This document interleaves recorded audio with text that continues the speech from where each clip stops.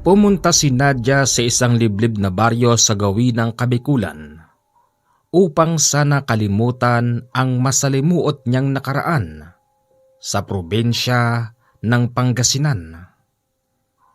Lumaki siya sa pangangalaga ng kanyang tiyo dahil wala na siyang mga magulang. Ang hindi maganda sa kanyang nakaraan, palagi siyang pinagsasamantalahan ng tiyo niya. At nang mamatay ang tiyo niya ng walang kadahilanan, doon siya nakakuha ng pagkakataon upang tumakas para pumunta sa liblib na baryo sa gawin ng Bicol.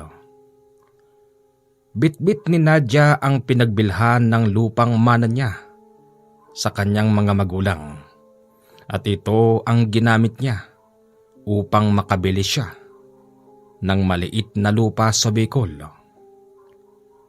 Magandang dalaga si Nadia. Maputi, may hubog ang katawan at medyo may katangkaran. Sa angking alindog ng dalaga, hindi may iwasang may magkakagusto sa kanya. Sa palagay ko, okay na tong lugar na to. Hinanap ni Nadia ang barangay hall upang sana magtanong kung meron bang mabibiling lupa sa liblib na baryo na yun. Itinuro siya ng bata kung saan matatagpuan ang barangay hall. Pagpunta niya roon, tiyempong naroroon ang kapitan del baryo. Tao po. Oy, sino ho yan? Lumabas ang kapitan del baryo mula sa barangay hall at laking gulat nito isang magandang babaeng may dalang bag ang tumambad sa kanya. Magandang araw po. Magandang araw naman. May paglilingkod ba ako sa inyo? At kung hindi ako nagkakamali, hindi kayo taga dito? Opo. Itatanong ko lang po sana kung sino po ang kapitan dito. Ako yun. Ako ang kapitan dito. Ako si Kapitan Romeo. Mabuti naman po kung ganon. Kapitan, magtatanong po ako kung meron po bang mabibiling kahit na maliit na lupain dito.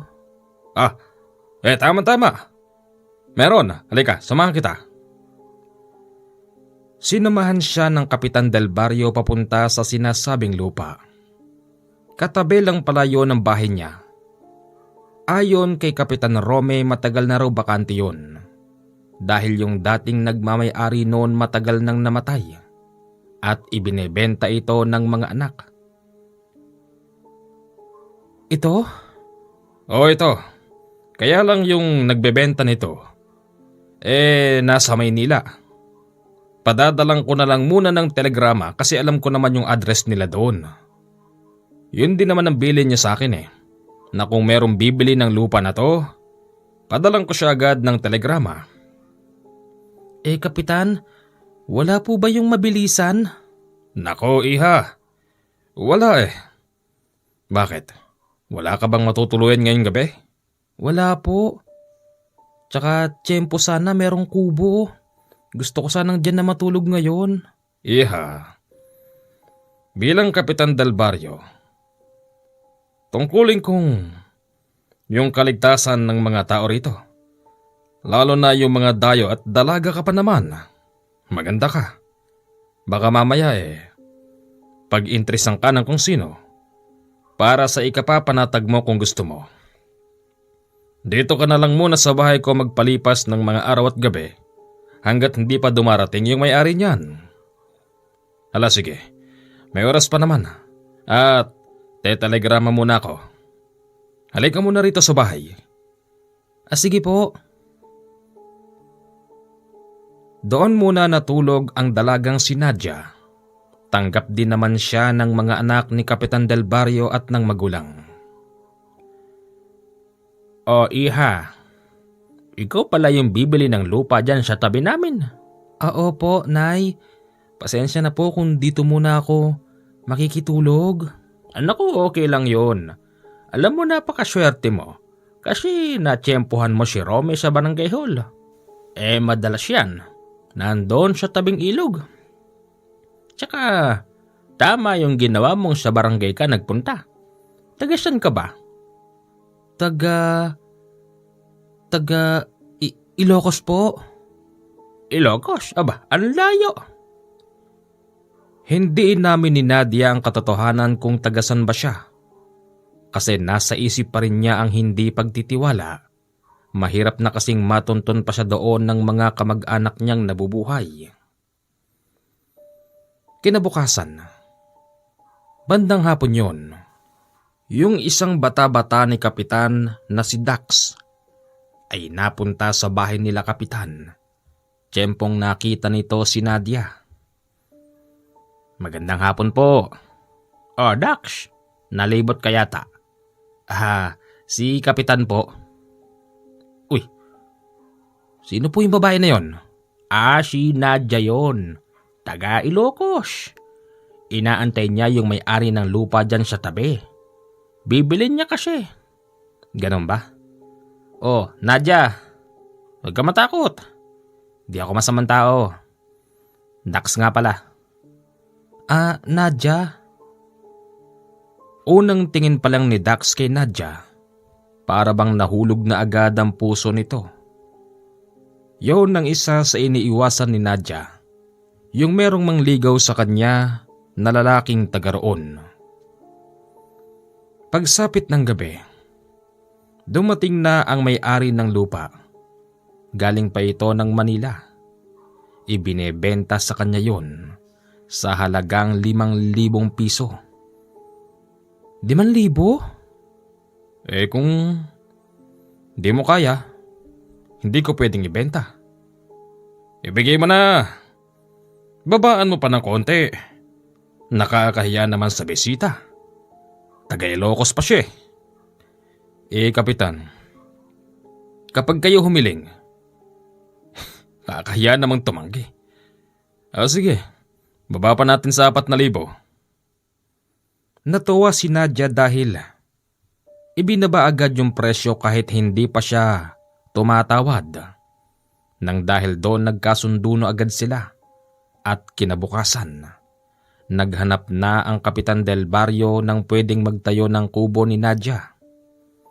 Ang usapan, kailangan sa loob ng 1 linggo, maipatayo na ang maayos na kubo.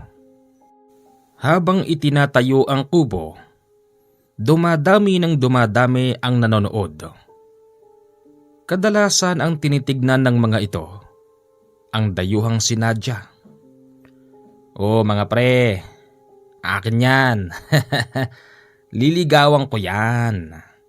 Wika ni Dax sa mga binatang mukhang magtatangkang mangligaw. Porky dyan nakatira kila Kapitan eh. Sa'yo agad, Dax. Talagang ganoon. Ako una nakakita sa kanya, kaya akin siya. At anong ginagawa niyo rito? Hindi ba dapat nagtatrabaho kayo? Kapitan, di naman kami kasamang gumagawa dyan eh. Tumulong na kayo. Kung anong pwedeng gawin para matapos agad tong ipinatatayong bahay ni Nadia. Kapitan, wag na. Asungot lang tong mga to eh. May plano kay Nadia mga yan. Hindi ako papaig doon. Akin lang si Nadia. Dax, bago mo sabihin ng mga bagay na yan, dapat meron ka na ring hanap buhay. Ang lakas ng loob mong manligaw. Wala ka namang datong. Kapitan, siyempre na pag-uusapan yun. Tsaka mukha namang may pera si Nadia eh. Di pag kami na, tsaka kami magninegosyo para meron kaming ibuhay. Di ba? Kung ako sa'yo, huwag ka nang umasa. Kasi sa nakikita ko sa'yo, hindi ka papasa sa kanya. Tignan natin. Makalipas ang 1 linggo, nakalipat na doon si Nadia at yung mga matataas na bahaging damo. Siya rin ang nagpapayok na magtabas. Kapag nakikita naman ito ng mga kabinataan doon, nagbobolontaryo silang tumulong. Ako na! Hindi. Okay lang. Ano ka ba? Gusto lang naman kitang makilala eh. Pero alam ko na pangalan mo, Nadia, di ba? Ako naman si Marlon. Nice to meet you, Marlon. Nang makita ni Dax na tinutulungan ni Marlon ang dalaga, mabilis din itong lumapit at meron din siyang dalang itak. Nakikitabas-tabas na rin siya sa paligid ng bakuran. Sa mga ganong pangyayari, hindi yun nagustuhan ng Kapitan Del Barrio kasi para bang sinasamantala ng mga kabinataan ang pagiging mahina ng dalaga. Iniisip din kasi ng Kapitan Del Barrio na baka mapano ang dalaga. Nang dahil dito ipinatawag sila sa barangay. Ikaw Marlon, pati yung mga kasama mo, lalong-lalo ka na Dax. Ayokong makikitang pupunta kayo ron sa kapitbahay namin. Kapitan, bakit naman po?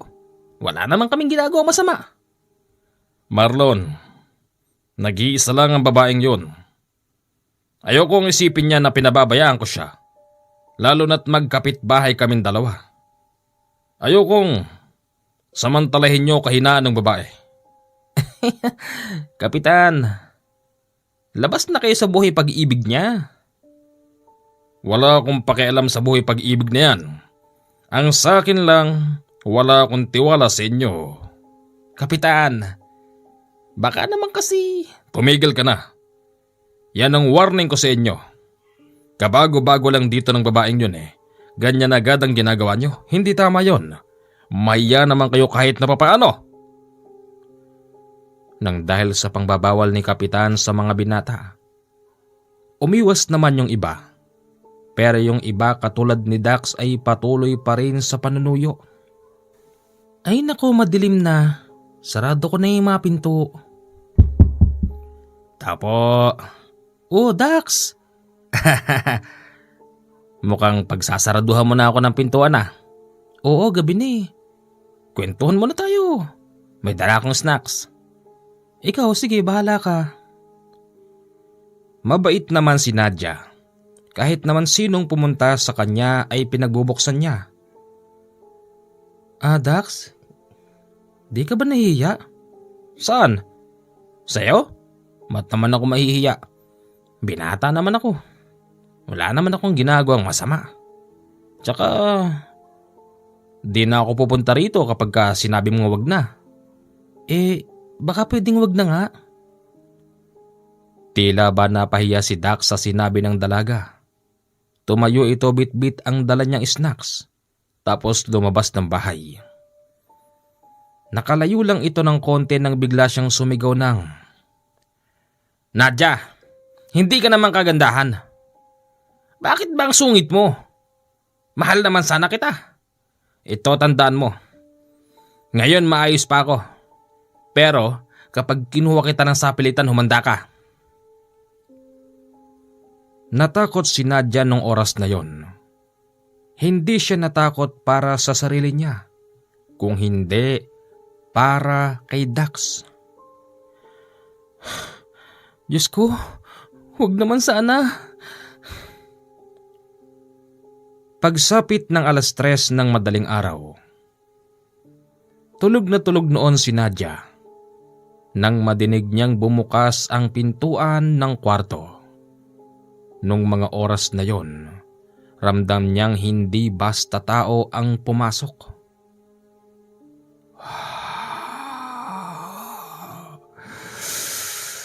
Walang pwedeng mag-ari sa'yo. Ako lang. Napadilat ang dalaga dahil sa ikalawang beses na dinig na naman niya ang boses na pabulong. Nagsisigaw siya kasi naramdaman niyang parang may yumayakap sa kanya. Dahil sa kapitbahay lang niya ang Kapitan Del Barrio, mabilis naman itong tumakbo habang may bitbit na baril. Tinadyakan nito ang pintuan ng bahay ni Nadia at pumasok sa kwarto. Ano yan? Ano nangyayari dito? Kapitan! Halika.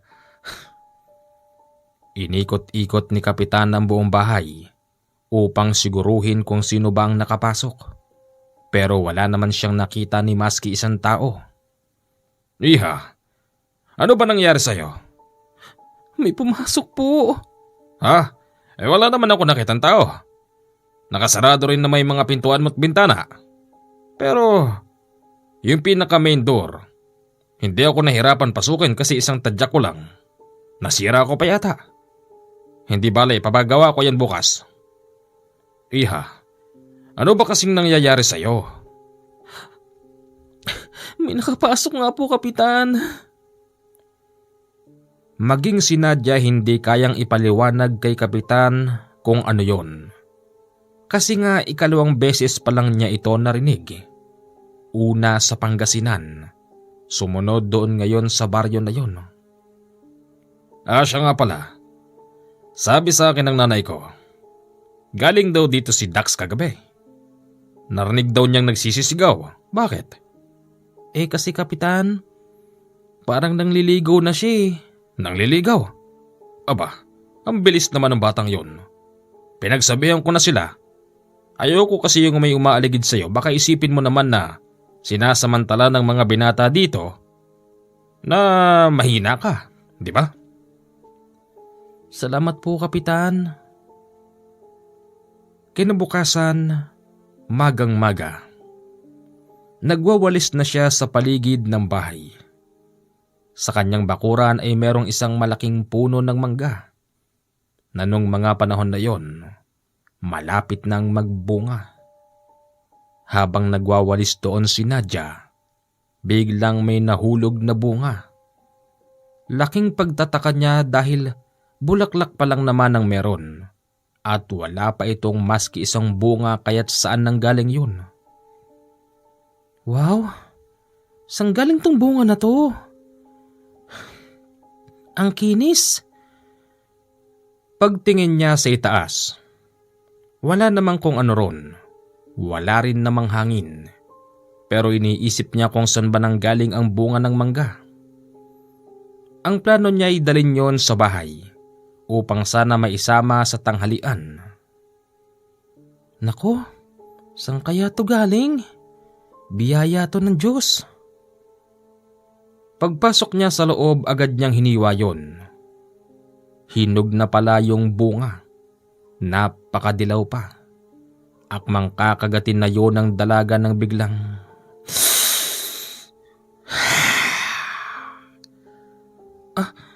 Sino yan? May tao ba dyan?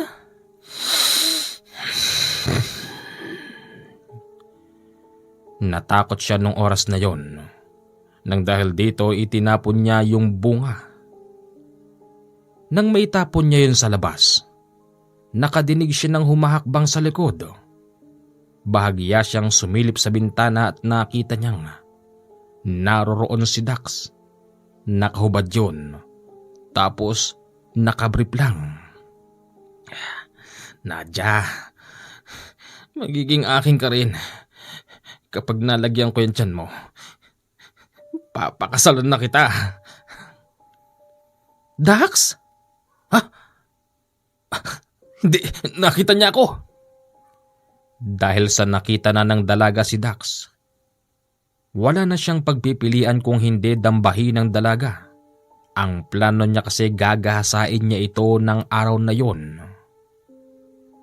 Nagawa niyang takpan ang bibig ng dalaga, tapos pilit niya itong hinatak papunta sa loob. Winarak-warak niya ang damit noon. Tapos, nang gagawin na niya ang masama niyang balak, nang biglang may nakita si Nadia sa likuran ni Dax. Isang maitim na anino pero merong mapupulang mata. Sinakal nun si Dax at binalibag sa gilid ng dingding. Walang pwedeng mag-ari sa'yo. Sino ka? Si Dax nung mga oras na yon nawalan ng malay. Lalapitan pa sana ito ng aninong may mata nang biglang dumating sila kapitan at ang mga bantay bayan. Kapitan! Oh, walang hiya ka talaga, Dax. Sinasabi ko na nga bang meron kang masamang balak dito sa dayo eh. Ala sige, bitbitin niyan at dalin sa barangay. Isinama din doon si Nadia. Kinukunan siya ng statement ni Kapitan. Ano ka mo? Hindi ikaw may gawa nung kay Dax? Hindi po. Pero tinangka kanyang gasain, hindi ba? Opo. Paanong nabagok siya? May sumakal po sa kanya. Sino? Hindi ko po alam. Dahil sa dami ng tanong ni Kapitan at paunti-unti na itong sumisigaw, nataranta ang dalaga kaya't tumayo siya sa upuan. Dere-derecho siyang umalis ng barangay. Huwag niyo nang sundan. Hayaan niyo na. Nagising din si Dax nung mga oras na yon. Tapos sigaw ito ng sigaw. Wag! Wag! Huwag mo ako papatayin! Wag! Hoy! Ano bang ginagawa mo dyan? Mga walang hiya kayo! Huwag niyo ako papatayin! Takot na takot si Dax nung mga oras na yon. Tinitignan niya ang lahat ng mga tao na inaakala niyang hindi mga tao. Ano bang nangyayari sa'yo? Umayos ka nga! Wag! Ayoko! Ah! Ah! Binuhusan siya ng tubig ng mga tanod. Bumalik ang ulirat niya nung oras na yon. Kala ko, yung anino! Yung anino! Anong anino? Anong anino sinasabi mo dyan? Kapitan, may bantay yung babae na yun. Delikado siya. Baka sa'yo delikado. Tinangka mo siyang gasain. Hoy Dax, hindi porkit ala-alaga kita. Akala mo siguro kukonsintihin kita. Hindi ka makakalabas ngayon dito sa kulungan ng barangay. Nagpatawag na ako ng pulis. Para kasuhan ka. Kapitan, wag. Papatayin ako ng anino. Hindi nagtagal dumating na ang mga pulis galing sa munisipyo. Pinusasan nila si Dax at sinakay sa patrol. Hanggang doon sa patrol at sa police station nagsisisigaw si Dax. Patawarin mo ko pero kailangan ko itong gawin. Bilang Kapitan del Barrio, kailangan kong pangalagaan ang katahimikan ng bawat tao dito. Pinuntahan ni Kapitan del Barrio si Nadia pagkatapos noon.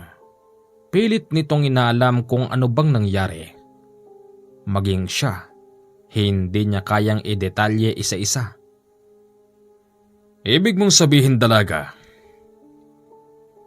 Merong anino, ganun ba? Oo. At ayon doon kay Dax, delikado ka raw. Meron ka daw bantay. Sino ba yon? Hindi ko po siya kilala eh. Baka po engkanto. Engkanto? Iha, sa palagay ko, hindi ka nagsasabi ng totoo. Malamang na nakuha mo yan doon sa pinanggalingan mo. Iha, pag ganyang usapin, pang-albularyo yan. Huwag ka mag-alala. Dahil nandito ka sa aking area, hindi kita pababayaan. Magpapatawag ako ng albularyo. Huwag na po. Huwag na po. Maraming kilalang albularyo si Kapitan del Barrio. Ganun pa man, pinipili niya yung siguradong hindi magkakagusto sa dalaga. Karamihan kasi sa kilala niya, mga binatang albularyong walang asawa. Hindi siya agad nakakuha ng albularyo dahil sa kapipili at kapipili ng kapitan. Hanggang sa isang araw laking gulat ni Nadia dahil may nakaburol sa bahay ng Kapitan del Barrio. Ah, sino hong patay? Sino pa? O di yung nagtangka sa yung gumahasa?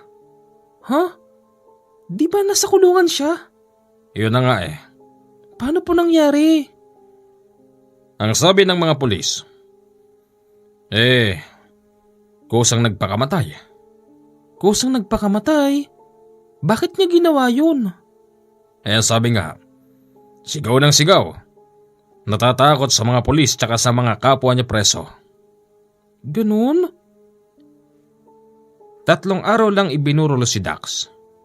Pero sa loob ng 3 araw, merong isang gabi na hindi makalimutan si Nadia. Yung pinakahuling burol ni Dax. Dumalaw doon si Nadia at nakita niyang muli yung kulay itim na usok na nakakubabaw sa kabaong ni Dax. Hala, Diyos ko! May problema ba, iha?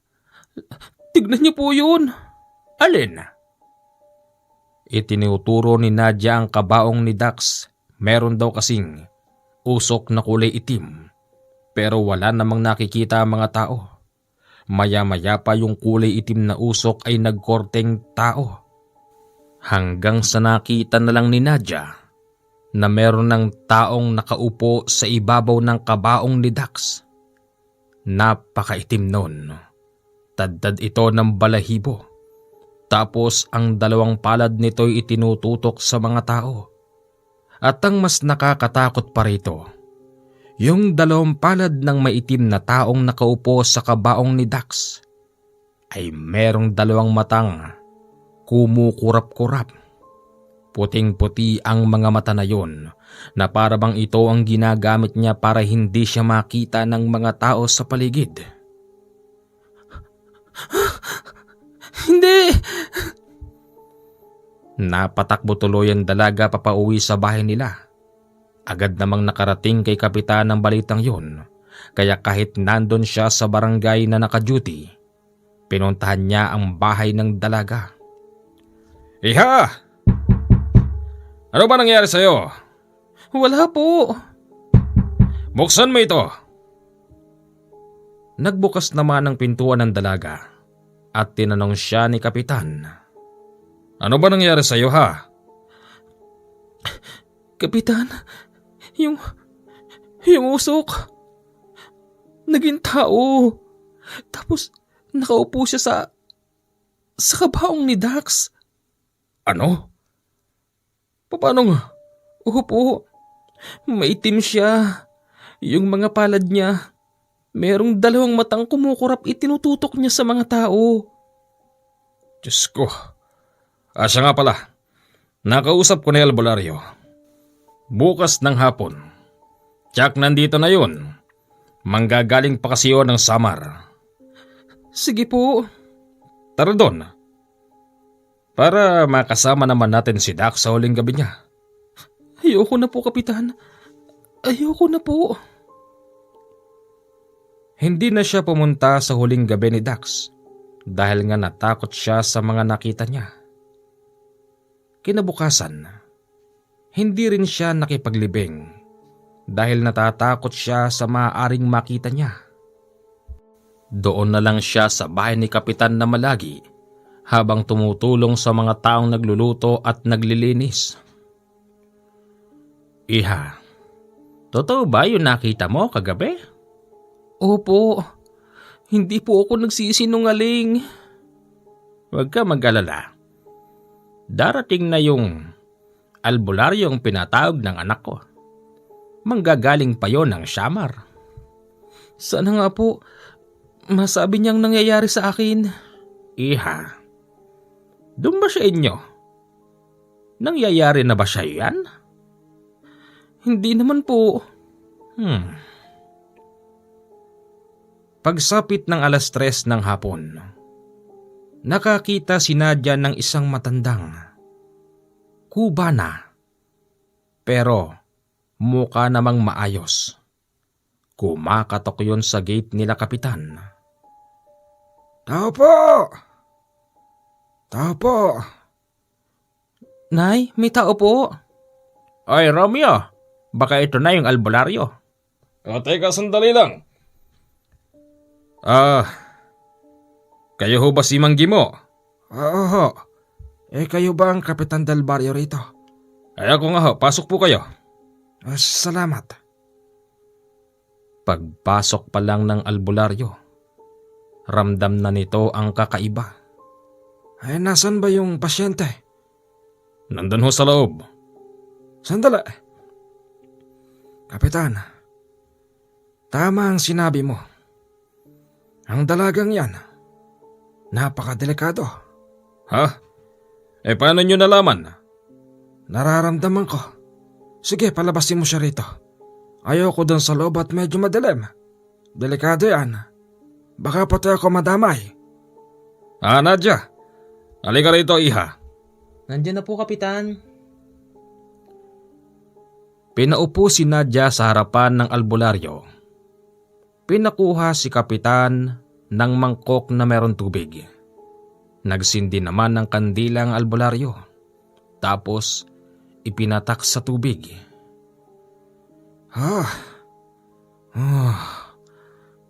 Hindi. Bakit ho? Isang mapanalasang aswang. Aswang na may lahing engkanto ang gumagabay sa babaeng ito. Ano? Aswang? Kung aswang yun, sana nakita namin siyang nakakubabaw. Nakakubabaw saan? Nakakubabaw sa kabawang ni Dax. Kapitan, may lahi siyang engkanto. Kaya niyang hindi makita ng mga tao sa pamamagitan ng kamay niya sa mga palad. Ano ba ang dapat gawin para matigil na ito? Sa ngayon, hindi ko pa alam. Aaralin ko muna. Sige, alis na ako. Teka! Kabilis nyo naman umalis. Ganun na lang ba yun? Paano yung bayad nyo? Ay, hindi na. Yun lang ang kaya ko itulong. Hindi ako magpapabayad. Ayoko na makialam dyan. Kasi alam ko na alam ng aswang na may lahing engkantong nandito ako ngayon. Hindi na ako magtatagal pa, Kapitan. Ako ay alis na. Sige ho, kayo ho bahala.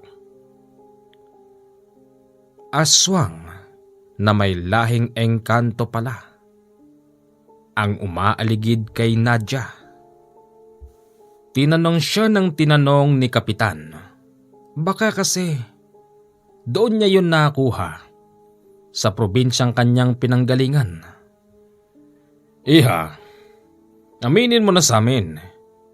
Malamang na sinundan ka lang dito nun. Ano bang nangyari sa iyo sa Ilocos?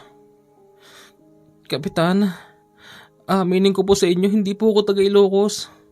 Taga Bolinao, Pangasinan po ako. Pangasinan? Wala yon. Okay lang yon. Tapos? Kapitan, doon po ako nakatira sa bahay ng tiyuhin ko. Ngayon, wala na po ako mga magulang, pero meron po silang lupa doon na binenta ko. Ngayon, yung tiyuhin ko po, lagi niya akong pinagsasamantalahan. 2 beses na nga po ako nabuntis pero nahulog lang. Walang hiya pala itsuhin mo na yan. Opo, talaga sobra. Sa hindi po namin alam na dahilan, bigla po siyang namatay. Pero ang lakas pa po ng tiyuhin kong yun. Iha, kung hindi ako nagkakamali ang pumatay dyan, yung aswang na may lahing engkanto, kasi sa nakikita ko, lahat na lang ng mag-i-interest sa'yo, para bang pinapatay niya. At palagay ko yun din ang salarin sa pagkamatay ni Dax. Siya palagay ko nga, Romeo. Hindi ba, Inaya? Kung ganon, Iha, dapat pala ikinukulong ka sa bahay. Hindi ka dapat na hinahayaan na makilala ng ibang binata kasi napakadelikado mong dalaga. Kung ganon, bilang Kapitan del Barrio, manghihimasok na ako sa buhay mo.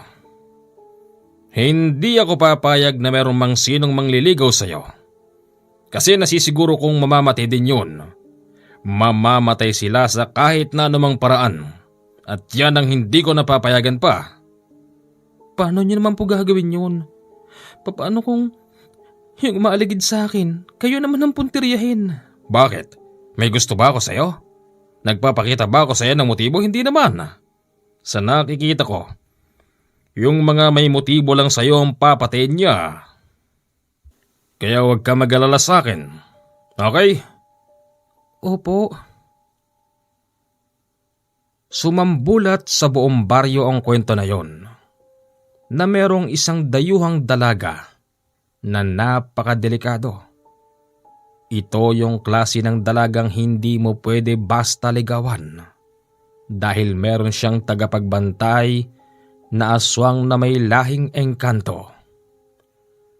Maraming mapupusok na binata doon na hindi basta naniniwala sa kwento.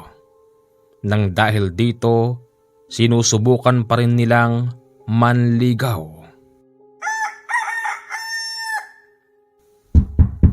Tao po. Tao po. Sino yan?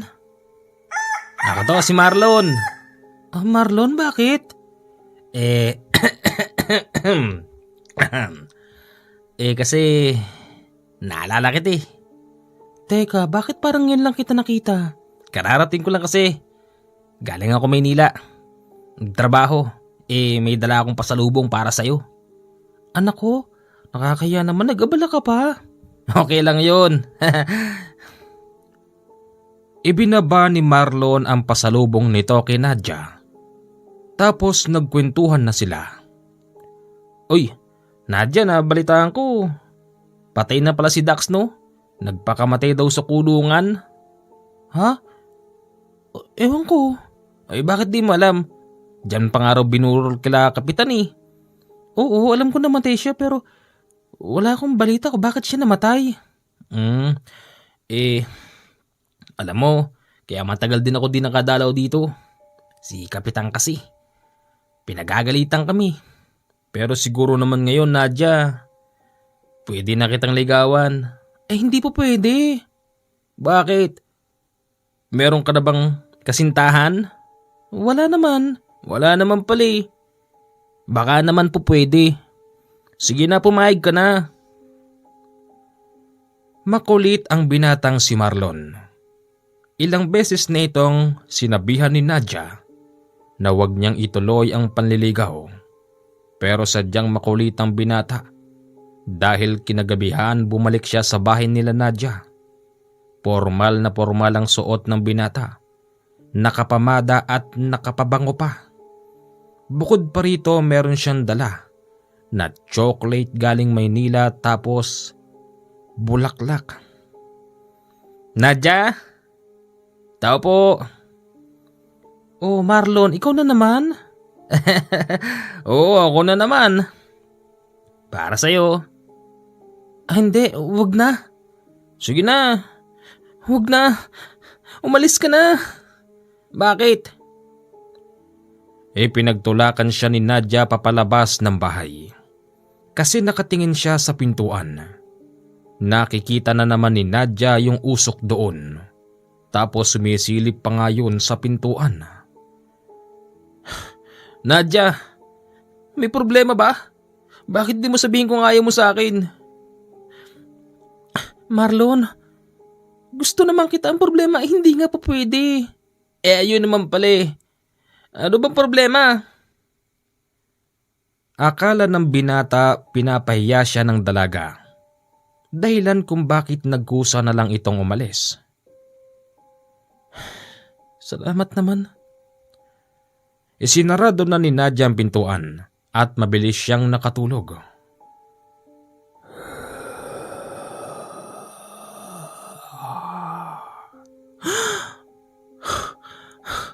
Nandito na naman siya.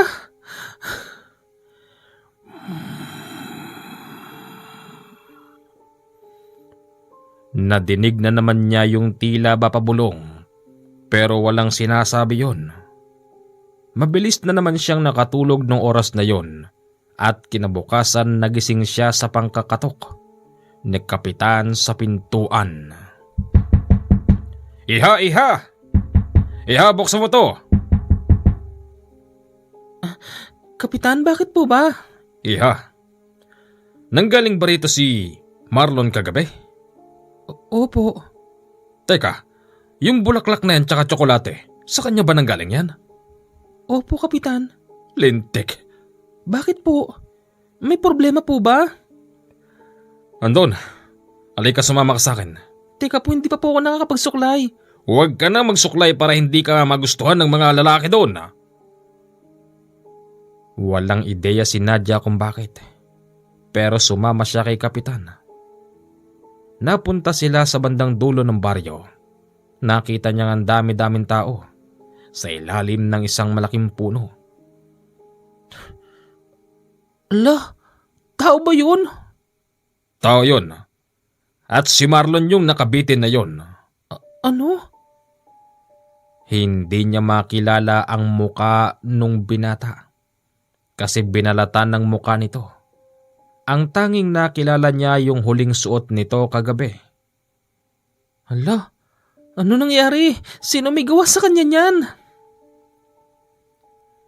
Meron ng mga otoridad nung oras na yon. At ayon sa kanilang pag-iimbestiga, gawa daw ito ng mga adik na nangursunada sa binatang galing sa Manila.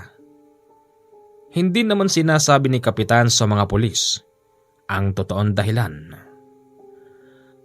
Halika na. Nakita mo nangyari? Huwag na huwag ka nang magpapapasok ng kung sino mang binatang may bitbit ng regalo sa'yo. Tsak na mamamatay. Opo. At siya nga pala, pwede bang doon ka na lang mamalagi sa bahay? Para makasigurado tayo. Nakakahiya naman po. Nakakahiya. Mas nakakahiya ako. Sa oras na mayroon pang mamatay, kasalanan ko na yun bilang kapitan del baryo. Ano? Huwag kang mag-alala pagdating sa pagkain mo. Walang problema pagdating sa pagkain. Pumayag na rin si Nadia kasi iniisip niya yung takot. Iniisip niyang muling magpapakita na naman sa kanya yung usok na bumubulong. Unang gabi ni Nadia sa bahay ng Kapitan del Barrio. Nakabukod pa siya noon ng kama. Sarili din niya yung kwarto. Dating kwarto yon ng anak ni Kapitan na namatay, kaya't wala nang sino mang namamalagi doon. Bakit ba nangyayari sa akin to? Bakit ba? Ayaw kong tigilan nun. Sila Kapitan nung oras na yon nagiinuman sa teres ng bahay. Kasama niya nagiinom ang mga bantay-bayan at ilan sa mga konsihal. Dinig na dinig din ni Nadia ang pinag-uusapan nila. Kapitan, bakit kinupkup mo pa yung babaeng yun? Hindi ba dapat? Paalisin na natin dito yun. Oo, maganda siya. Matangkad. May hubog ang katawan pero Kapitan, hindi tayo dapat na nag-aalaga ng ganyang klase ng tao rito sa baryo natin. Baka mamaya maubos ang lahat ng mga binata natin dito. Kagawad, wala tayong karapatan na magpalayas ng tao. Gano'n naman pala eh. O di siya kusang umalis dito. Kapitan, ako lang na may... nagpapaalala.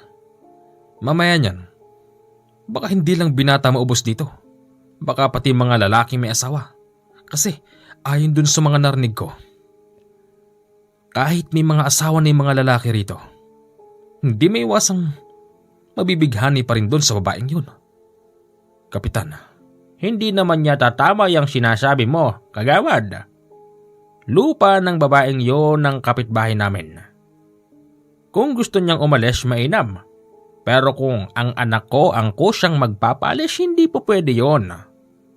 Umisip na lang tayo ng tamang paraan kung paano natin may aalis siyang umaaligid dyan sa dalaga.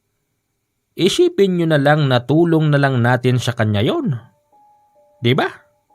Imbis na tulungan natin siya, ang gusto mang mangyari, ipagtabuyan pa natin dito sa baryo. pasensya na po kayo. Wala na po kasi akong maisip libang paraan eh. Tama si Inay. Mag-isip tayo ng mas malakas na paraan kung paano ba natin may tatakas ang dalaga sa kanyang problema. Tama. Habang nag-iinuman sila at nag-iisip ng pwedeng gawing remedyo, Nagulat sila dahil may bumalibag sa kanila ng bote. Tumama ang bote na yon sa pader kung saan malapit nakasandal ang Kapitan Del Barrio. Uy! Lintik! Sinong bumato dyan? Lumabas ang mga bantay-bayan sa kalsada upang tignan kung sino ba ang tao doon. Kap, wala po. Walang tao rito. Ano? Sinong gagawa nun? Sinubukan din ng kapitan siyasatin ng kalsada. Yung kapitbahay naman nakasarado ang pintuan at bintana. Lintik! Sinong gagawa nun? Ano? Talo-talo na ba tayo? Kapitan, halika na rito. Hayaan mo na yun. Kung binabastos nyo ako rito, tignan natin. Sinong kinakalaban ninyo? Pagbalik ni kapitan sa lamesa ng inuman, dalawang magkasunod na alulong naman ang narinig nila. Aba kapitan, kanino kayo mga asong maalulong na yon? Abayawan ko. Kagawad, malamang dyan sa maraming aso dyan. Ganito ang gawin mo bukas. Hindi pa man sumisikat ang araw, puntahan mo yung may-ari niyan. Sabihin mo karnihin yung dalawang asong umalulong. Malas yan. Oo kapitan, akong bahala dyan.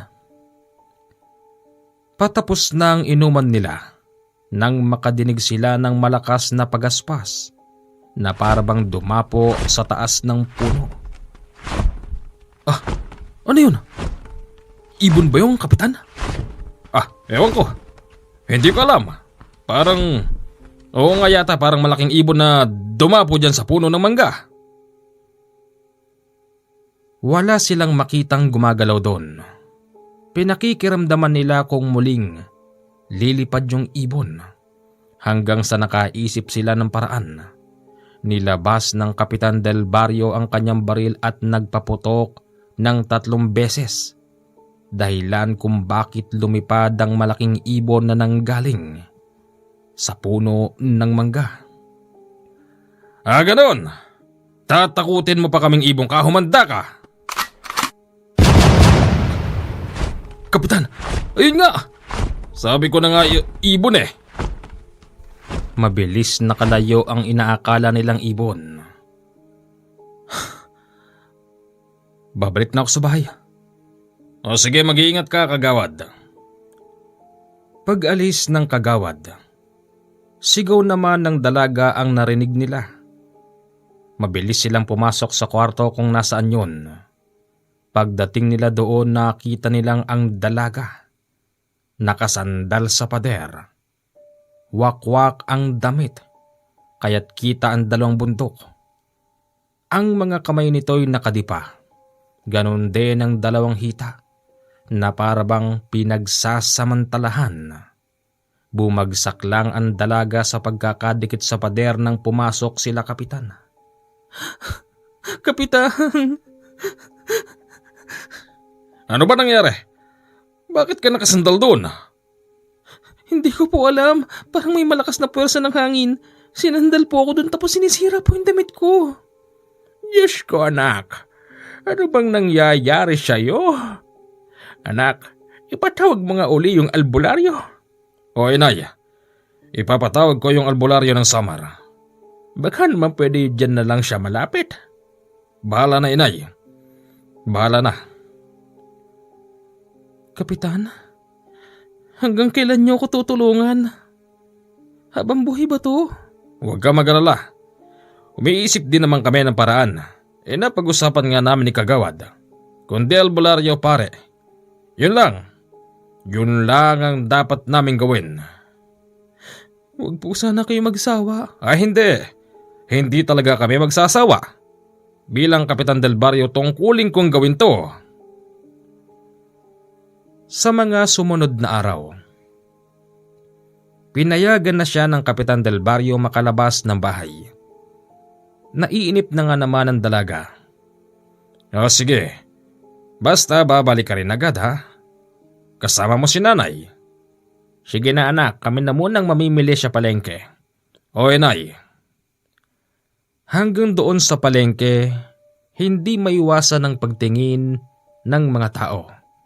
Sadya nga namang nakakaakit kasi ang dalaga. Oh, bili ka na. Nay, tignan niyo sila oh. Ano? Hoy, kung iniisip ninyong maliligawan nyo ang kasama ko, nagkakamali kayo. Hindi nyo yan po pwedeng gawin. Delikado kayo. Parang delikado. Teka, di ba kayo yung nanay ni Kapitan? Ano nyo siya? Pamangkin? Hoy, maawa ka sa sarili mo. Maawa? Maawa? Isang grupo yon ng mga lalaking hindi sila kilala dahil mga taga-kabilang baryo sila. Dahil sa nagustuhan nila si Nadia, ayaw na nila itong iwan. Sinundan-sundan nila sila Nadia hanggang sa nakarating ito sa kanilang baryo. Kapitan, may sumusunod po sa amin. Ha? Teka, hindi taga rito mga ito. Magandang araw po. Anong maganda sa araw? Kayo ho pala ang kapitan dito. Hindi ko ho kasi mapigil ang bugso ng damdamin. Unang kita ko pa lang sa kanya, mahal ko na siya. Pangako po, pag naging kami, magbabago na ako. Hindi na ako gagamit ng pinagbabawal na gamot. Hindi na ako mambababae. Higit sa lahat, bibigyan ko siya ng maayos na buhay. Aray, bakit ho kapitan? Bakit?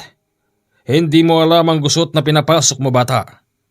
Hindi mo lang alam ang sino mang lalaki nagkakagusto sa kanya na mamatay. Delikado ang babaeng yan. Imbis na maniwala, nagtawanan pa mga binata. Umalis na lang din sila pero nagsabing babalik daw sila mamayang gabi. Bala kayo. Total hindi ko naman kayo mga kababaryo. Tignan natin kung hanggang kailan ba kayo. Magpakita sana yung umaaligid dito sa dalaga para malaman ninyo. Nang dahil sa sinabi yon ni Kapitan, para bang ito na mismo ang nagbigay ng karapatan na magpakita sa kanyang bahay. Kinagabihan patulog na sana sila. Katabi noon ni Nadia yung nanay ni Kapitan. Nang biglang, Tao po! Magandang gabi po! Diyos ko, nandyan na naman ang mga binata. Nay, si Kapitan. Nandun sa barangay. Huwag ka mag-alala, hindi natin papapasukin ang mga yan.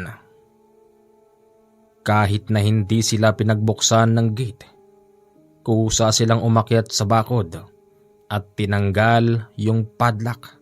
Kaya naipasok nila ang kanilang van. Mayaman pala ang isang binata doon na siyang nagkakagusto kay Nadia. Nakita nila nang buksan yung van. Ibinaba dito ang isang malaking regalo. Nay, may dala silang regalo. Ay nako, lalabasin ko. Paglabas ng matanda, bitbit na ng mga binata ang regalong nakabalot. Magandang gabi po. Sino nagsabi sa inyo na pumasok kayo rito? Sarado po kasi, kaya pumasok na po kami. Ano yan? Regalo po yan. Regalo saan? Para po kay Nadia. Di ba mga kasama?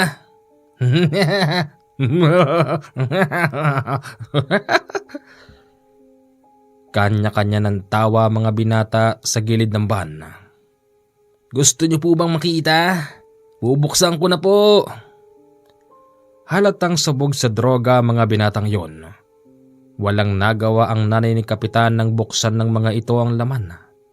Pagbukas, isang kahon na punong-puno ng chocolate tapos mga damit pang babae. Meron ding mga sandals, bra at panty. Para sa ito, mahal ko. Kapag tinanggap mo to, ibig sabihin mahal mo din ako.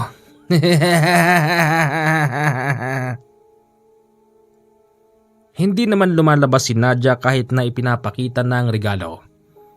Sumisigaw lang ito na umalis na sila. Pero sadyang makukulit ang mga binata. dahil sa sabog ang mga ito sa pinagbabawal na gamot. Ang matandang babae sa harapan nila ay hinawi nila tapos pumasok sila sa loob. Lahat ng kwarto tinitignan ng mga binata. At nang matumbok nila yung kwarto ng dalaga, pilit nila itong binubuksan. Habang yung matanda naman tumakbo sa barangay upang magsumbong kay kapitan. Buksan mo na to, mahal ko. Wala man akong gagawin sa'yo eh. Mamahalin lang naman kita eh. Buksan mo na to. Bumukas ang pintuan. Pero hindi si Nadia ang nagbukas dahil ito'y nagtatago sa ilalim ng kama. Yan! Sabi ko na gusto mo rin ako. Halika, pasok ka. Akala ng binata si Nadia ang nagbukas. Pumasok naman ito pero agad sumarado ang pintuan. Tapos ang binatang sabog sa droga bigla na lang napasandal sa pader ng bahay tapos umangat ang mga paa sa lupa dahil para ba itong sinasakal.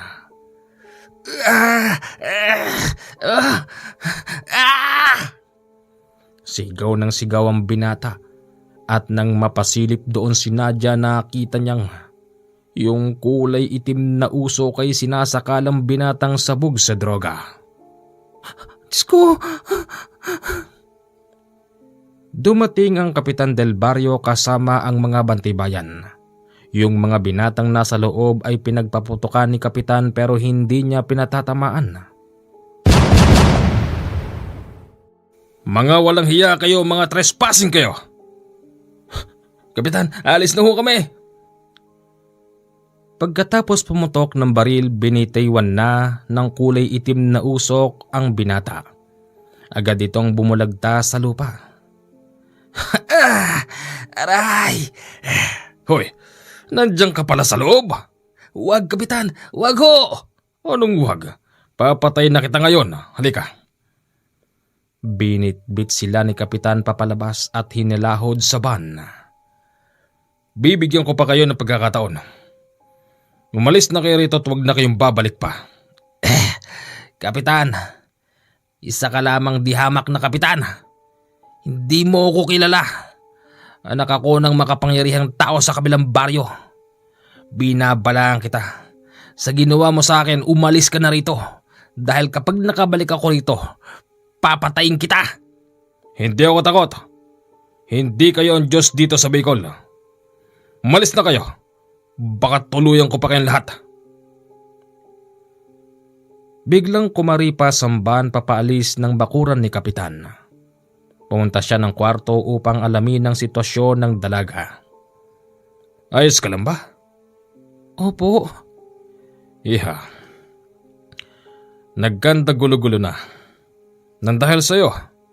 Pero hindi kita sinisisi. Naniniwala ako, Iha, na makakahanap tayo ng solusyon sa problema mo. Kapitan, patawarin niyo na po ako. Ako na lang po ang kusang alis dito. Hindi. Alis ka? Saan ka pupunta? Lilipat ka ng lugar? O paglipat mo ganun din? May mga mamamatay din na tao. Dito ka na lang kasi kami dito naiintindihan namin ang sitwasyon mo. Humahanap na nga kami ng paraan para matigil ng sumpang iyan eh. Huwag ka na umalis pakiusap. Kasi paglipat mo ganun din ang mangyayari. Ano? Napaisip si Nadia na totoo ang sinasabi ni Kapitan. Mas mainam nga naman yung kasi kesa naman magsisimula na naman sa bago. Mas marami na namang binata ang mamamatay. Sige po, hindi na po ako alis. Good. Mainam yun. Magaling ang naisip mong yun. Kinabukasan, nabalitaan na lang ni Kapitan. Isa sa mga binatang pumunta sa bahay nila ang natagpuang nakabitin sa puno. O Kapitan, nakabitin sa puno yung anak nung mayaman? Ha? Sigurado ka dyan, kagawad? O Kapitan, galing ako sa kabilang baryo eh. Ayon dun sa mga barkada niyang kasama niya kagabi. Naghiwa-hiwalay daw sila. Siyempre magkakaiba yung linya nila. Yun ang nagmamaneho ng van. Tapos yung van hindi nakarating sa bahay. Nakitang nandun sa ilalim ng puno. Basag nga yung salamin eh. Tapos yung binata nakabitin. Ang masakit pa ron, putol yung ari. Tapos hindi makilala yung muka. Ang tangi nakakilala yung magulang. Kapitan, mahirap niyan. Baka pati ikaw mapagbintangan. Hindi ah. Wala akong alam dyan. Yun na nga eh. Wala kang ang alam. Paano kung malaman nun na sa bahay niyo huling nanggaling? Nako, delikado yan. Dahil dun sa babaeng yun. Huwag mo siyang sisihin, konsihal. Hindi niya ginusto ang nangyari. Kapitan, paalisin mo na rito yan. Wala na tayong magagawang paraan. Mahirap na. Baka mamaya pati tayo madamay sa kamalasan yan. Hindi. Hindi ko siya paalisin. Magre-request ako ng militar. Kahit na magkampo sila rito. Militar? O di mas lalong may napahamak pa. Militar yan eh. Babaero mga yan. Hindi. Hindi ako naniniwala. Doon ka na nga, konsyal, kung wala kang ibang sasabihin. Bahala ka na nga, Kapitan. O sige, bahala na talaga ako. Hindi alam ng Kapitan Del Barrio kung bakit niya nasambit yun. Siguro dahil na rin sa nagsasagutan silang dalawa ng kagawad. Ganun pa man, total nasambit niya na magre-request siya ng military na magkakampo sa kanilang baryo. Tinotoo ngayon ni Kapitan. Dumating doon ang dalawang 6x truck ng army. Dahil sa merong bakanting lote doon, nakamag-anak din ng Kapitan ng nagmamay-ari, doon niya pinatuloy ang mga dumating na militar. Magandang araw po, Kapitan. Tinyente nga ho pala. Tinyente. Mabuti naman at napagbigyan ng itaas ang aking kahilingan. Siyempre naman po, para sa katahimikan ng baryo. Nagtataka nga rin ako. Wala naman sanang report dito na merong mga rebelde pero pinayagan kaming magkampo rito pansamantala. Tinyente, ang totoo niyan, meron naman talaga eh. Hindi ba nung nakaraang linggo merong nagbakbakan dyan sa itaas? Malapit lang kami doon, alam mo naman. Mas mainam na yung nakaposte na kayo rito. Tama. Sige ho, Kapitan, at kami po'y magtatayo muna ng kampo. Sige, kapag meron kayong kailangan, takbo lang kayo rito. Sige po. Paalis na sana ang nasabing tenyente nang bigla niyang makita si Nadia na lumabas sa pintuan. Uy! Kapitan, sino yun? Wala yan. Huwag mong pansinin yan. Taku, lagot na. Hi! Hindi rin alam ni Nadia kung bakit kusa siyang napakaway sa pag-hi sa kanya ng gwapong tenyente. Nadia, pumasok ka ron. Teka, Kapitan. May problema ba? Wala naman. Basta, mag-uusap tayo tungkol dyan. Isang araw, isang gabi na roon ang mga militar. Medyo nagiging pamilyar na sila sa mga tao. Meron ding nagsasabi sa mga militar na yung babae sa bahay ni Kapitan ay merong malaking problema at sadyang napakadelikado. Sigurado naman ako ron, tenyente, na yung babaeng yon may dalang malas. Delikado yung babaeng yon, ilang lalaki nang namatay doon. Kung nagagandaan ka sa kanya, tenyente, wag mo nang ipagpatuloy. Sayang ang buhay mo. Sayang ang profesyon mo. Manong Galyo, binata po ako. Oo. Alam niyo ba? Hindi. Hindi ako naniniwala sa sinasabi ninyo. Oo, hindi lang po kayo nakapagsabi niyan. Meron pang iba kasi nga nagtatanong ako eh. Pero lahat kayo, iisang sinasabing delikado ang babaeng yon. Ganun pa man, di naman ako naniniwala sa mga ganun. Baka sadyang malas lang sila sa buhay. Sargento! Sir! Pumunta ka nga kila Kapitan Del Barrio. Mag-set ka dun. O ito pera. Para saan to, sir? Gusto ko, bumili kayo ng pulutan at alak. Doon tayo mamayang hapon.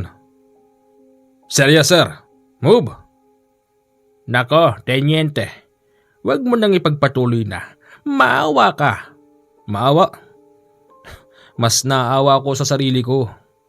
Sa tagal-tagal ko nang naging tao. Ni minsan po, hindi pa ako nagkaroon ng kasintahan. Tenyente, piliin mo naman. Baka mapano ka dyan. Hindi. Salamat na lang po sa paalala pero itutuloy ko po. Liligawan ko yung babaeng yun hanggang sa mapasakin siya. At sisiguruhin ko naman kung sino man yung maaligid sa kanyang halimaw. Dudurugin ko siya nito. Tenyente, ang kayabangan hindi tumatapos sa baril. Hindi ho ito yabang. Sige ho, salamat na lang po sa paalala ninyo. Pagsapit ng hapon, pumunta na roon si Tenyente at ang dalawang sarhento, isang korporal at isang private. Habang ang mga tauhan nito'y nagpapatrolya sa buong baryo. Oh, Tenyente, nandiyan ka na pala. Oo, Kapitan. Siguro naman nakarating na sa iyo yung pinaparating ko.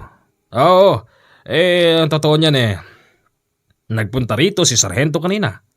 Bumili nga ng mapupulutan, sabi ko wag na at ako nang bahala. At saka mainam na rin ang pagkakataon na to para mapag-usapan natin yung patungkol doon sa dalaga rito sa bahay. Tama kayo doon. O sige, at isiset lang namin ang inuman.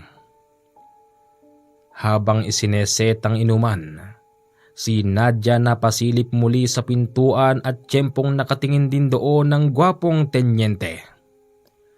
Hi Nadia. Hello! Sir, ang ganda talaga ng babaeng yun, no? Kaya nga akalain mo yun? Ito yata yung mapapangasawa ko Siya yung nakapagpatibok ng puso ko, Sargento. Lumabas si Nadia nung oras na yon at hindi siya napansin ni Kapitan. Maging ang nanay nito hindi siya napansin.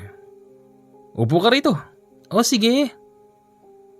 Pakiramdam naman noon ni Nadia para bang safe siya sa tabi ng tenyente. Hindi rin niya iniisip na magpapakita yung aswang na may lahing engkanto. Kasi kung magpakita man siya, tsak na dudurugin siya ng mga baril ng mga sundalo. Nadia, totoo ba yung mga kwento tungkol sa'yo? Pero kung totoo man yun, bakit parang okay lang sa'yo na nandito kami na siguro naman nahahalata mo na may gusto ako sa'yo? Oo. Tenyente, totoo yun. Hindi ka ba natatakot?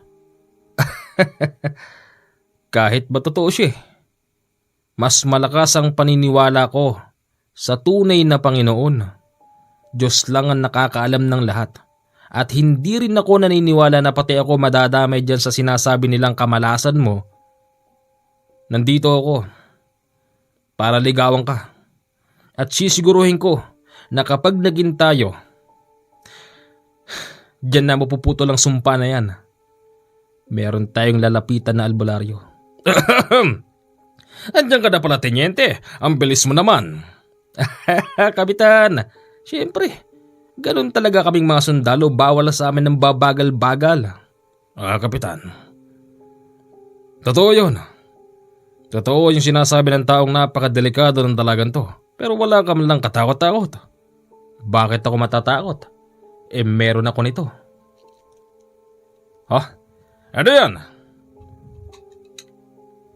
Ito ay isang malakas na medalyon na pangontra sa lahat. Galing to sa isang albularyo sa Nueva Ecija. Naniniwala ako, Kapitan, na habang nasa sa akin to, hindi makakalapit ang kung sino mang nilalang na yun.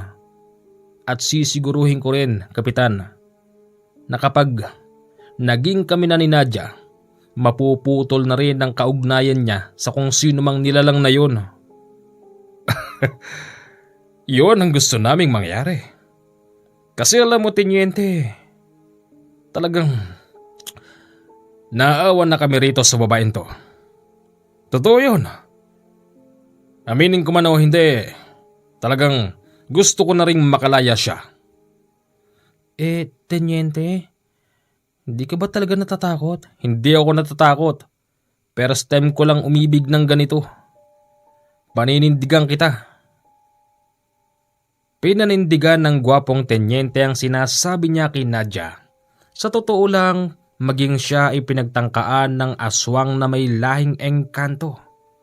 Kasi pagkatapos ng inuman sa gabi at papabalik na sila sa kanilang kampo, yung mga sarhento niya may sinabi sa kanya. Ani ng mga ito meron daw sumusunod na isang malaking aso. Ipinag-utos naman ng tenyente na barilin yon.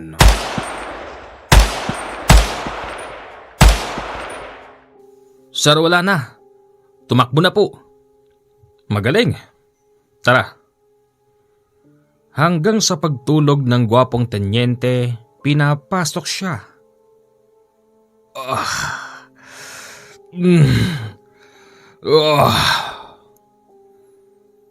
Ang panaginip ng gwapong tenyente. Hawak niya ang kamay ng dalagang si Nadia. Nandun daw sila sa harapan ng altar.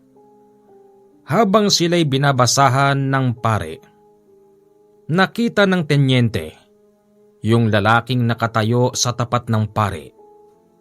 Napakaitim ng buong katawan nun. Tapos merong hawak-hawak na palakol. Nadia! Hala! Ayun na naman siya! Walang ano-ano'y. Bigla silang pinalakol nun. Naputol ang magkabilang braso nilang dalawa. Biglang nagising ang tenyente dahil sa napakasamang panaginip.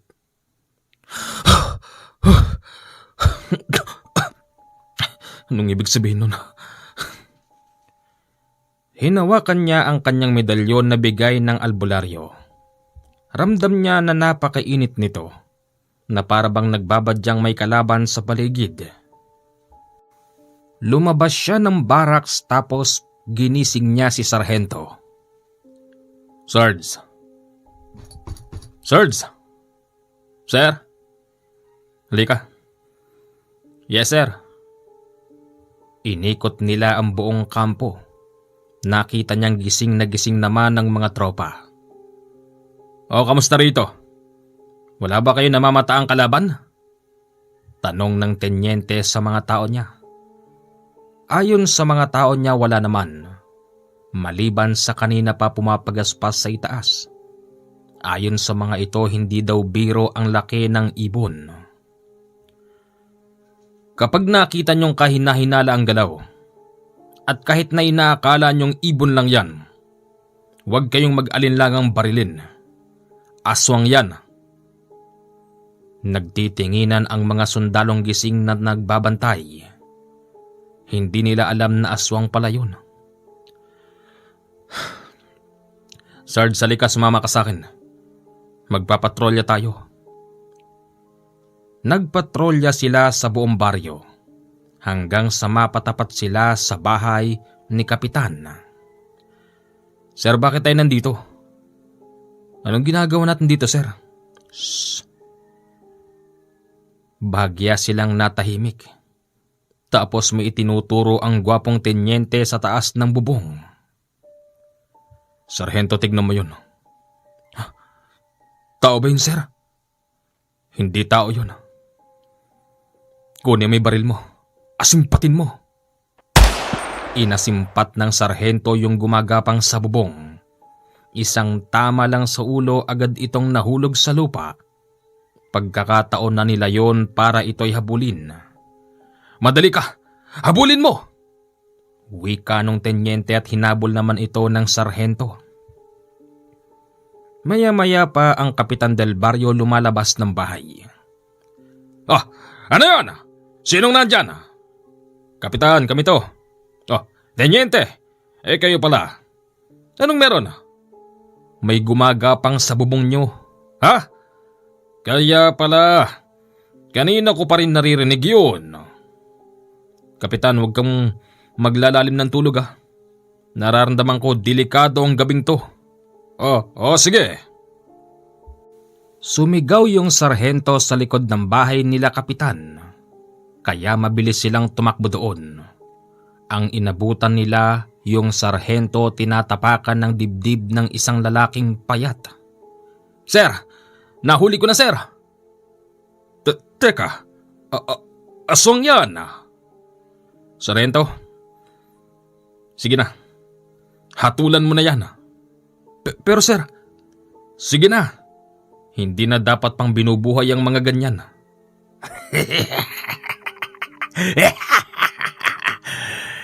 Para sa inyong kaalaman, lulusubin na namin ang lugar na ito. Kukunin namin ang babaeng mapapangasawa ng aming Panginoon. Anong Panginoon? Matagal na naming binabantayan ng babaeng yon. Hindi papayag ang aming Panginoon na ibang makikinapang sa kanya.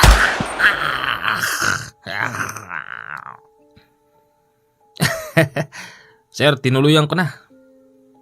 Tama yon, sarhento. Nangangamba ang Kapitan Del Barrio sa sinasabi ng aswang. Nang dahil doon, ipag-uutos niya rin daw sa kanyang mga bantay-bayan ang pag-alerto at pagpapaalala sa kanilang nasasakupan. Anong gagawin natin dito sa bangkay na ito, Tenyente? Aswang yan, Kapitan. Pagsikat ng araw, magiging abo yan. Sa ngayon, ihalambitin muna natin siya kung saan masisikatan nito ng araw mamaya. Oo, sige. Pumunta ang Kapitan Del Barrio sa barangay hall. Inabutan niya mga bantay-bayan. Kaya lahat makinig kayo sa akin. Delikado ang gabing to.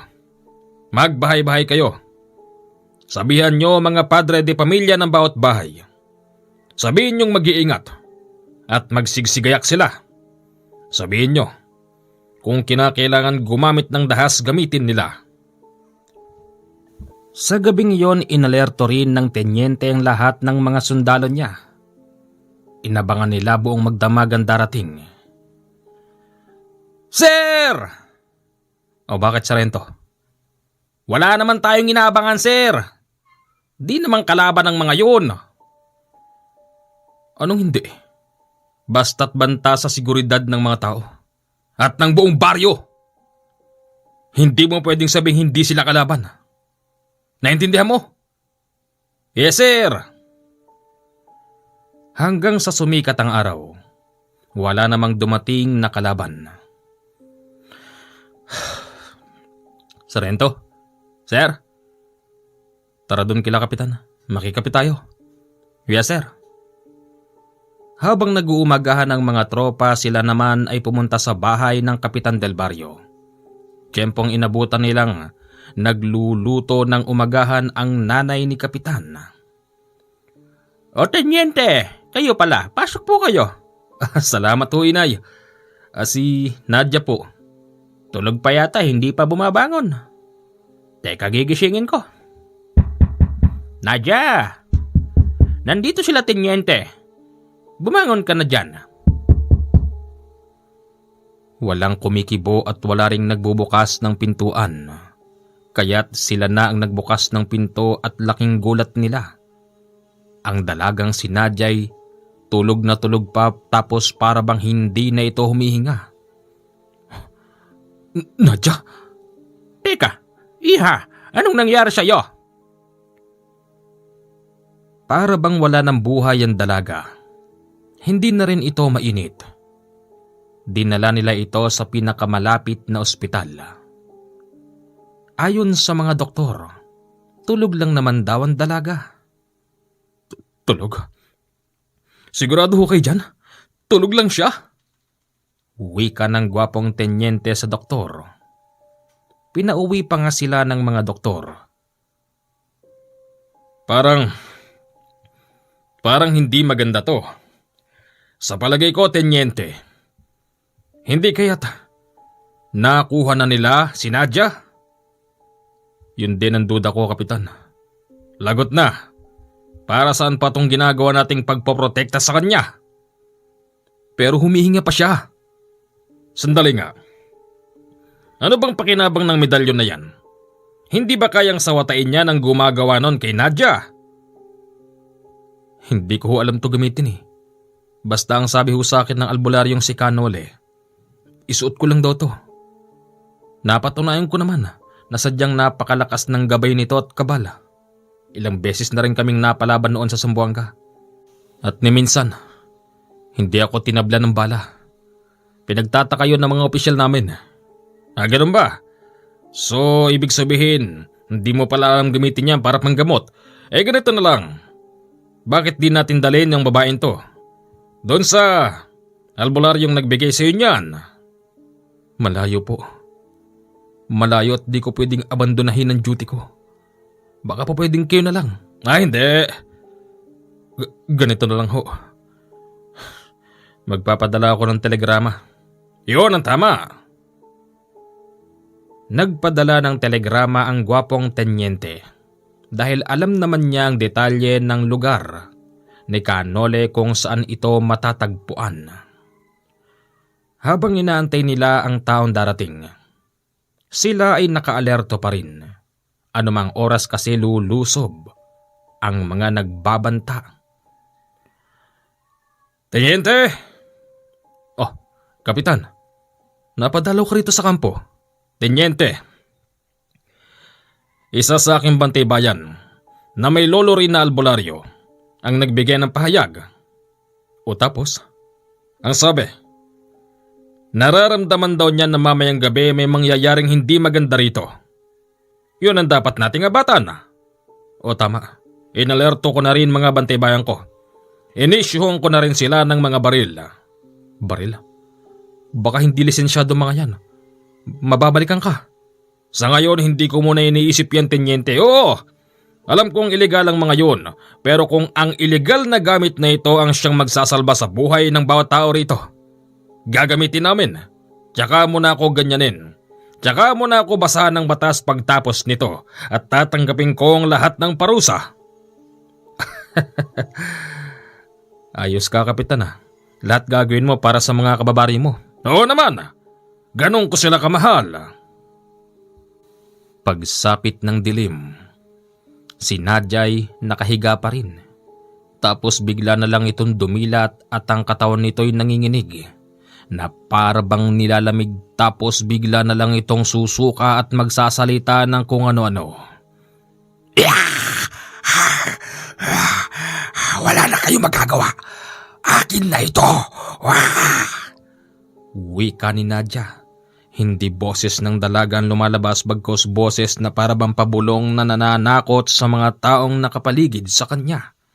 Hoy, kung sino ka mang anak ka ng impakto, wala kang karapatan na ariin ang katawan ng isang dalaga. Alam namin isa kang aswang na may lahing engkanto. Humanda kayo. Paparating na ang hukbo ko. Tenyente? Oh, yung mga tao mo nakalerto ba? Oo. Walang problema sa bagay na yun. Natigilan sila nang makarinig sila ng malakas na tawanan. Hindi ito ugali ng mga sundalo. Yung tawa kasi para bang nangungutya tapos para bang may masamang plano. Hanggang sa maya-maya pa iba na naririnig nilang mga ungol sa labas. Napasilip ang tenyente, pati na rin si Kapitan Del Barrio at itinuturo ang mataas na bahagi.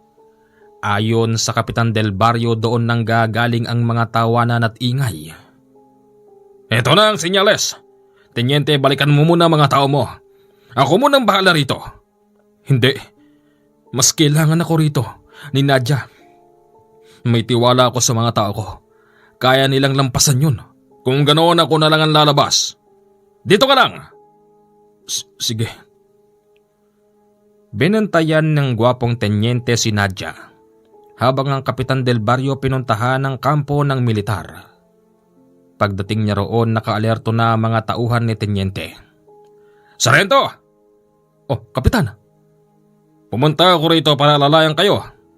Ang inyong tenyente naroroon sa bahay. Hindi niya pwedeng iwan si Nadia. Paparating na mga kalaban. Oh, alam namin. Nakahanda na kami, Kapitan.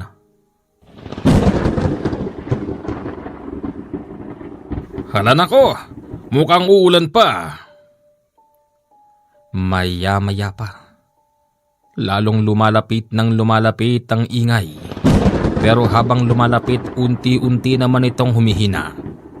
Hanggang sa biglang nawala yung ingay ng mga nagtatawanan. Pinapalitan ito ng tunog mula sa kalangitan.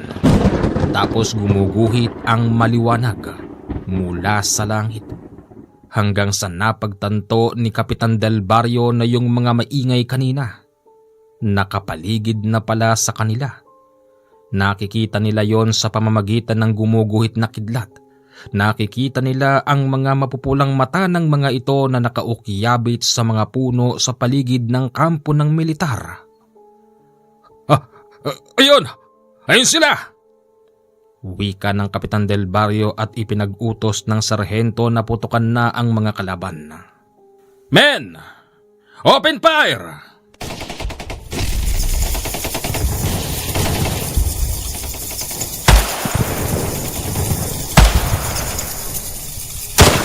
Bigla na lang nagliparan ang maraming paniki mula sa mga ito.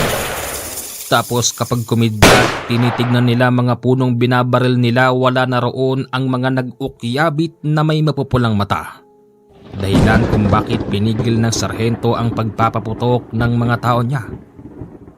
Yung mga paniking nagliliparan, nilampasan sila at pumunta sa bandang hilaga ng baryo.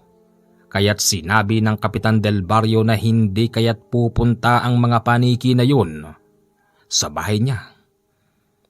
Baka sa bahay ko pupunta mga yun. Wala na mga kalaban natin. Naging mga paniki na. Oo nga. Sige Kapitan, pumunta na kayo ron. Hindi kami pwedeng umalis dito. Uutusan ko rin mga tao ko na magpatrolya. Dalihan nyo. Oo, sige sarhento. Pagdating ng Kapitan Del Barrio sa sarili niyang bahay, nakadinig din siya ng sunod-sunod na putok na nagmumula naman sa loob ng bahay. Senyales na mukhang may binabaril sa loob ng bahay ang gwapong tenyente.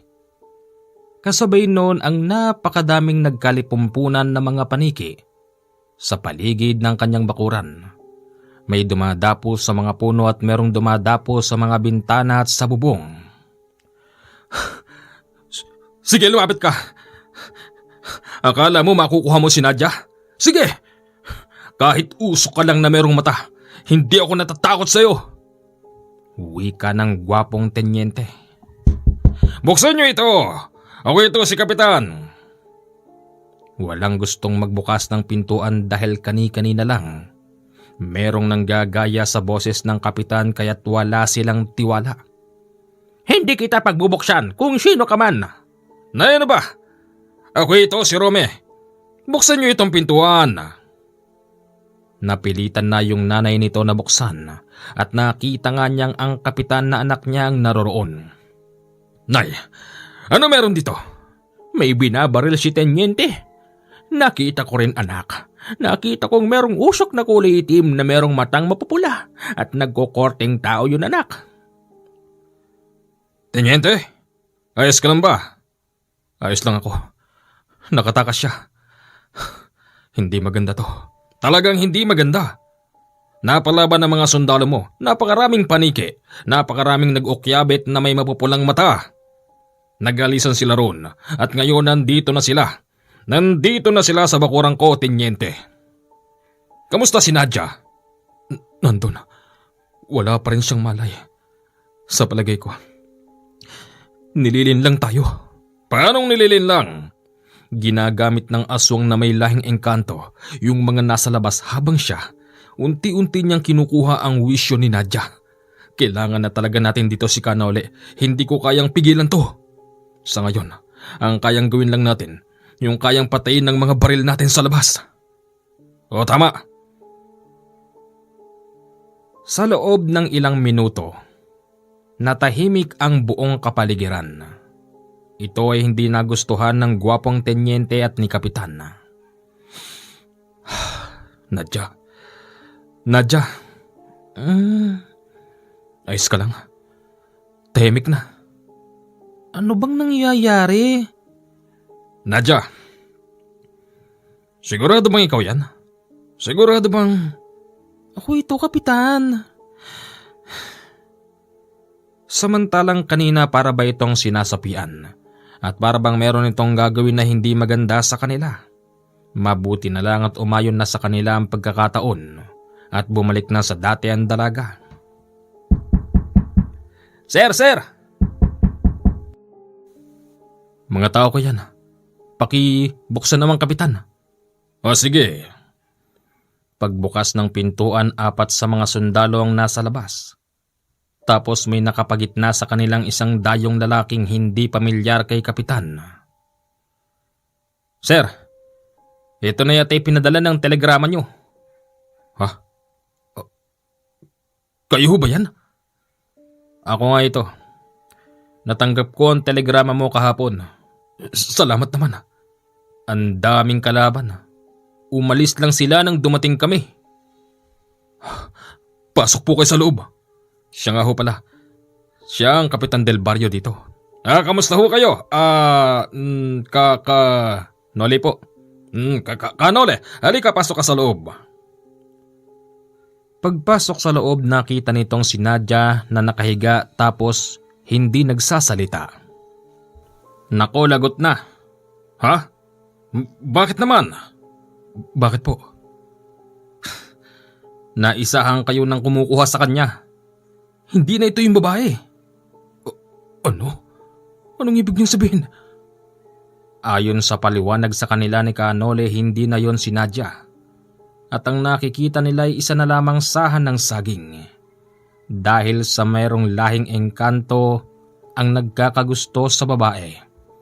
Nagawa silang linlangin noon sa pamamagitan ng pagpapakalat nito ng sabulag. Ganito lang yan, Tenyente. Akin ay gamit mo. Ito. Nang idikit ni Kanole ang gamit ni Tenyente sa inakala nilang si Nadja, bigla na lamang itong nagbago at naging saha na lang ng saging. Kasabay din nun, ang muling pagpulasan ng isang damukal na panike na nakadapo sa puno at sa bahay. Oo nga. Lagot. Naisahan tayo. May pag-asa pa ba? Hindi. Hindi ako papayag na kukunin siya ng hayop na yun. Ngayon pa lang naman to eh. Mga 1 oras pa lang. May pag-asa pa tayo. Teniente, siguro mas makabubuti dalawin mo muna mga tao mo. Tama. Sige ho. Umalis muna ang gwapong tenyente para kumustahin ang mga tao niya. Okay naman sila. Wala namang nabawas tapos yung iba nagpapatrolya. Sir, daming mga paniki kanina. Doon din, Sargento. Sir, kamusta na ho yung nililigawan mo? Hindi ko alam. Ano? Bakit di mo alam, sir? Dumating na yung kaibigan kong albularyo. Ang sabi, hindi na rin yun si Nadja. Totoo nga. Paano nangyari yun, sir? Di ba nasa bahay lang yung babae? Yun na nga eh. Wala kaming kaalam-alam. Nasahan na lang pala ng saging yung ipinagtatanggol ko kanina. Nangilabot ang mga sundalon tauhan ni Tenyente nang sabihin niya yun. Napakahirap paniwalaan pero yun ang totoo. Nang sumapit na ang umaga, bumalik doon ang Tenyente. Nakita niyang kumakain na sila Kanole at ang iba pa. Oh, Tenyente, halika mo na rito at kumain muna tayo. Sige ho, Kapitan. Kanole, ano nang balita? May pag-asa pa ba? Meron pa, kalma ka lang, Tenyente. Mas makabubuti kung pull out mo na yung mga tao mo. Bakit? Sa palagay ko yun ang tama. Kesa naman nandirito kayo baka mamaya makaisip pa ng paraan yun at guluhin kayo rito. Mas mabuti ng mas malakas ang puwersa nyo. Doon na lang kayo sa kampo at ikaw. Pwede ka namang magpaiwan dito. Sinunod ng gwapong tenyente ang sinasabi ni Kanole kaya't ipinull out niya mga tao niya. Makalipas ang 1 araw muling bumalik ang tenyente. Tenyente, mabuti naman at nandirito ka na.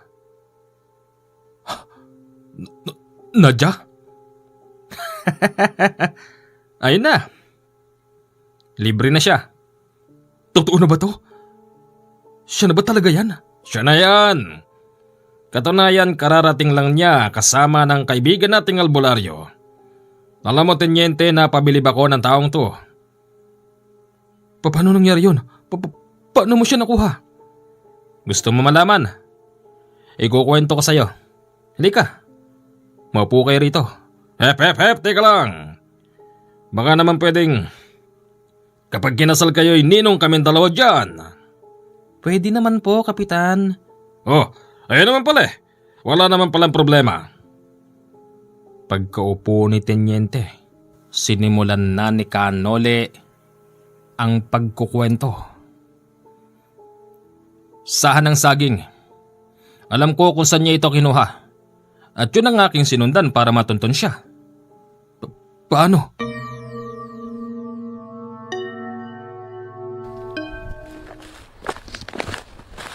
Saging? Dito siya kumuha ng sahan ng saging. Akala mo maisahan mo ko?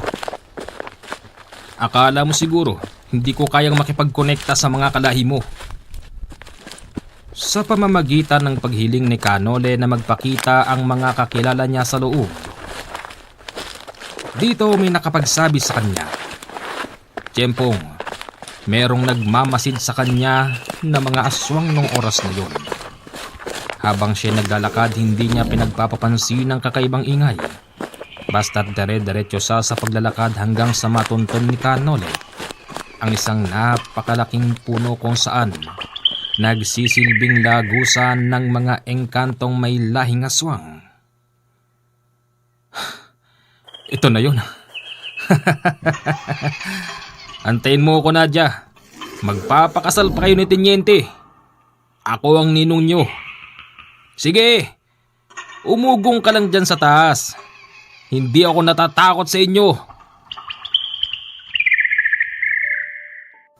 Walang kahirap-hirap nakapasok siya sa lagusan. Hanggang sa nakita niyang may mga nakatingin sa kanyang mga aswang. Ang kanyang pinagtataka kung paano nakapasok ang mga aswang na yon sa kakaibang lugar ng engkanto. Nandito ba si Nadja? Sumagot ka!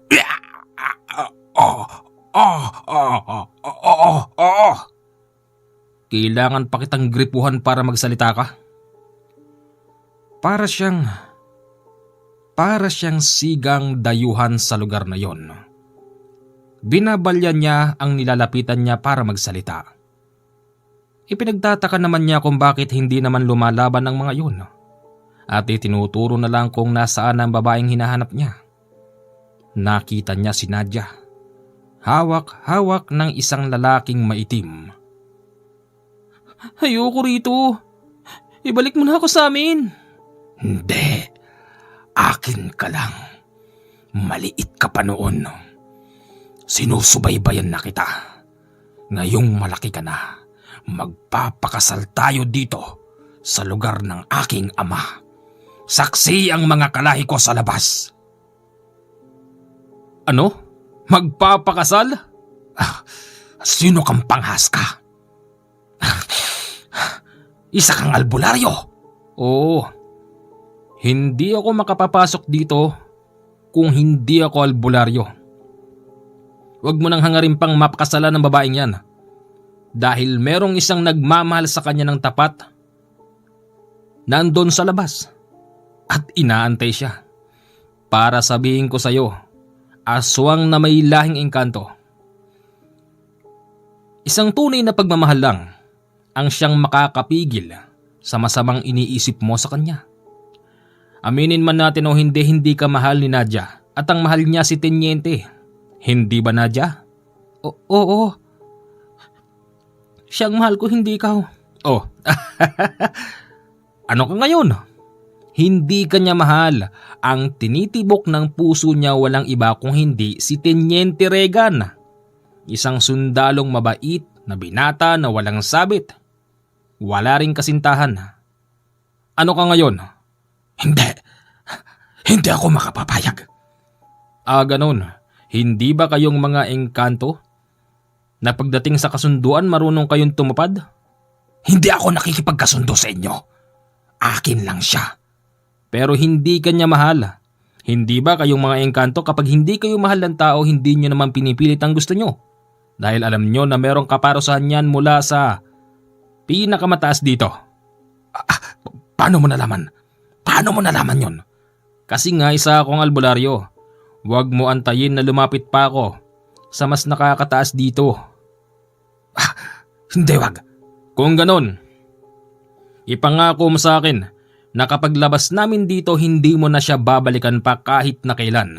Kung hindi, Ano yan?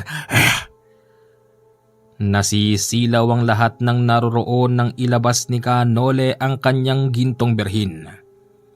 Na merong paunti-unting liwanag na siyang nagsisilbing sa bulag ng mga naroroon. Maging ang mga kalahi ng aswang na yun, nagsasabi din na bitiwan na nito yung babae. Dahil una sa lahat hindi naman daw siya mahal nun. Bitiwan mo na siya, kesa mapahamak pa tayo lahat dito. Sige albularyo, bitbitin mo na ang babaeng yan. Oh, nakita mo na? Ultimong mga kasama mo? Sumasang-ayon na sa akin? Hindi ako alis dito hanggat hindi ka nakikipagkasundo at di ka nangangako. Sige, titigilan ko na siya. Yon. Mabuti naman alam mo kung saan kalulugar. Kasi hindi ka niya mahal. O totoo yun, hindi kanya mahal. Huwag mong pilitin. Kung ayaw mong mapahamak ang lahi natin. Sige, nangangako ako. Hindi na. Pero marami ka pa rin pinatay. Sa oras na magkasalubong ang landas natin sa labas, ituturing pa rin kitang kalaban. Tandaan mo yan. Ibaba mo na yan. Hinawakan ni Kanole ang kamay ni Nadia at tuluyan na silang nakalabas sa lugar na yun. Ano iha? Tara na? Salamat po. Halika't inaantay ka na ni Tenyente. Opo. Kung hindi dumating si Kanole, kung hindi niya naagapan ang problema, isa na namang magandang dalaga ang hindi na magpapakita sa ibabaw ng lupa dahil ito ay tuluyan ng aariin ng isang aswang na may lahing engkanto na may kakayanan magpasunod ng mas mababang uri ng aswang upang linlangin at guluhin ang mga tao. Oh, yun pala nangyari. Anong plano nyo niyan? Kapitan? Naniniwala po kung ito na ang katapusan ng lahat. Sige, Regan, pumapayag na ako. Yes! Mapapangasawa na kita? Oo, gusto ko na ng tahimik na buhay. Inamin din ni Nadia kay Regan. Yung nakaraan niyang siya ay pinagsasamantalahan sa Pangasinan. Bagamat patay naman na ang taong gumawa nun, kaya't wala ng dahilan para ito'y gantihan o kaya na may ipakulong. Naganap ang kasalan nila sa Pangasinan at doon ay umatid din si Kanole, pati na rin ang mga bantay bayan. Siyempre, present si Kapitan at ang iba pang mga sundalong nagboluntaryo para maging abay.